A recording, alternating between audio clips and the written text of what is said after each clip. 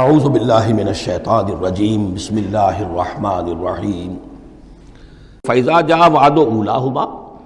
جب ان دونوں میں سے پہلے وعدے کا وقت آ گیا بَعَثْنَا عَلَيْكُمْ عِبَادًا لَنَا أُولِي بَأْسٍ شَدِيدٍ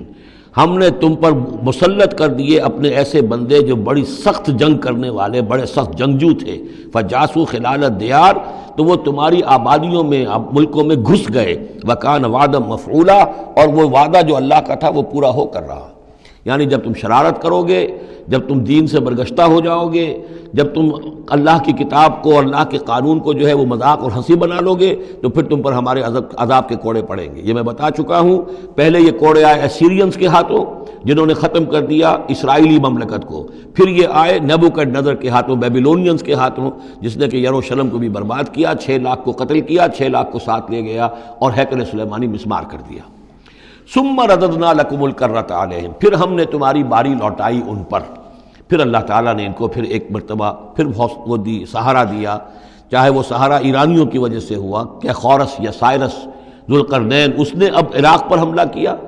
اور پھر یہاں پہ ان کو اجازت دے دی کہ تم چلے جاؤ اور جا کر اپنا شہر دوبارہ آباد کر لو، تو یہ واپس آئے۔ ثم رددنا لکم الکرۃ علیہم پھر ہم نے تمہاری باری لوٹائی دی ان پر، وامددناکم اور تمہاری مدد کی بے اموال کے ذریعے سے بھی، وبنینا اور اولاد بیٹوں کے ذریعے سے بھی، وجعلناکم اکثر نفیرا اور پھر ہم نے تمہیں بنا دیا ایک کثیر تعداد والی قوم، تم پھلے پھولے پھر ایک بڑی پراسپرس قوم بن گئے۔ ان احسنتم احسنتم لانفسکم تم نے اگر کوئی بھلائی کمائی تو اپنے نفس کے لیے بھلائی کمائی، اپنے لیے کمائی اپنے فائدے کے لیے، وَإِنْ أَسَأْتُمْ فَلَهَا اور اگر کوئی برا کام کیا تو وہ بھی اپنے لیے کیا، اس کا وبال تم پر دنیا میں بھی آیا اور آخرت میں بھی اس کا عذاب آئے گا۔ فَإِذَا جَاءَ وَعْدُ الْآخِرَةِ جب وہ دوسری مرتبہ کی وہ سرکشی اور تمرد اور شیطنت تمہاری اور تمہارا جو ہے دین سے برگشتگی کا دور آیا تو دوسرے وعدے کا وقت آیا، لِيَسُوءُ وُجُوهَكُمْ یہاں وہ الفاظ محذوف سمجھیے، بَعَثْنَا عَلَيْكُمْ عِبَادًا لَنَا أُولِي بَأْسٍ شَدِيدٍ وہ گویا کہ الفاظ یہاں ریپیٹ نہیں کیے گئے، دوبارہ پھر ہم نے تمہارے اوپر ایسے زوردار لوگوں کو مسلط کیا، لِيَسُوءُ وُجُوهَكُمْ تاکہ وہ تمہارے چہروں کو بگاڑ دیں، تمہارے حلیے بگاڑ دیں، وَلِيَدْخُلُوا الْمَسْجِدَ كَمَا دَخَلُوهُ أَوَّلَ مَرَّةٍ اور وہ داخل ہوں مسجد میں یعنی مسجد اقصیٰ میں، ہیکل سلیمانی میں، جیسے کہ وہ داخل ہوئے تھے پہلی مرتبہ،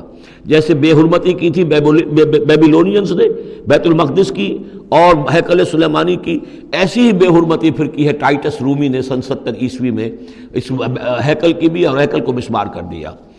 لِيَدْخُلُوا الْمَسْجِدَ كَمَا دَخَلُوهُ أَوَّلَ مَرَّةٍ وَلِيُتَبِّرُوا مَا عَلَوْا تَتْبِيرًا اور یہ کہ تباہ و برباد کر دیں ہر اس شے کو جس کے اوپر بھی ان کو اختیار اور قبضہ حاصل ہو جائے۔ عَسَىٰ رَبُّكُمْ أَن يَرْحَمَكُمْ یہ دور گزر چکے 2000 برس، یعنی ان کا سیکنڈ جو سمجھیے کہ زوال کی انتہا تھی وہ چلی آ رہی تھی 500 برس سے محمد الرسول اللہ صلی اللہ علیہ وسلم کی بعثت کے وقت تک، ایک عروج ایک زوال پھر عروج پھر زوال، اور زوال کو 500 برس ہو گئے تھے جب کہ حضور کی بعثت ہوئی اور یہ قرآن نازل ہوا۔ ان حالات میں کہا جا رہا ہے عسیٰ ربکم ان یرحمکم تمہارا رب اب بھی تم پر رحم فرمانے کو تیار ہے، ممکن ہے کہ تمہارا رب تم پر رحم کرے۔ وَإِنْ عُدْتُمْ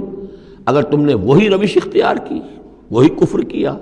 وہی حق کو ماننے سے انکار کیا اور اعراض کیا، عدنا پھر ہم وہی کچھ کریں گے جو ہم نے پہلے کیا تھا۔ وَجَعَلْنَا جَهَنَّمَ لِلْكَافِرِينَ حَصِيرًا اور ہم نے کافروں کے لیے جہنم کو تو باڑا بنا رکھا ہے، جیل تو بنا رکھی ہے ہم نے جو ان سب کا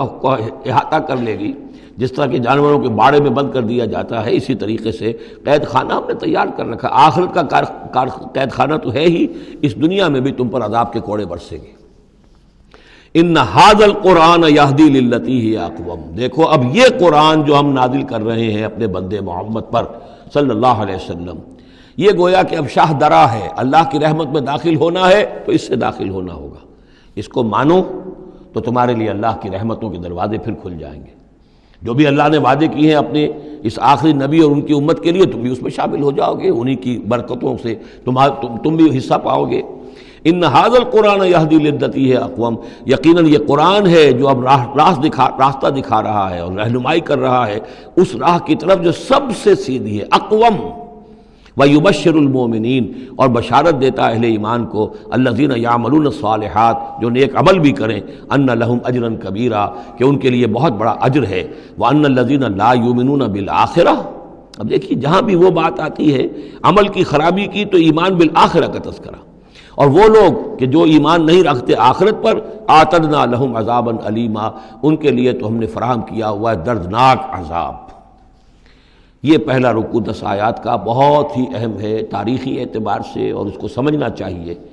یہ خد و خال یہ ہماری ہی گویا کہ امت مسلمہ ایک ہم ہیں،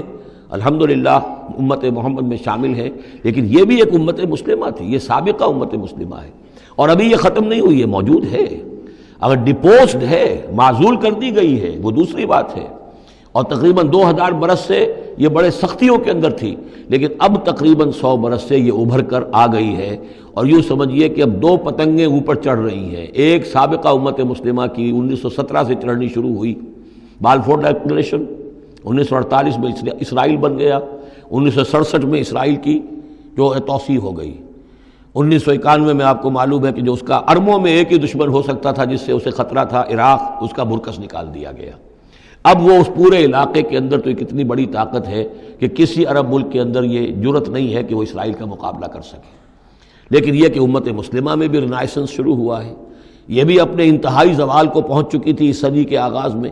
پہلی جنگ عظیم کے بعد جب سلطنت عثمانیہ ختم ہوئی، خلافت ختم ہو گئی 1924 میں،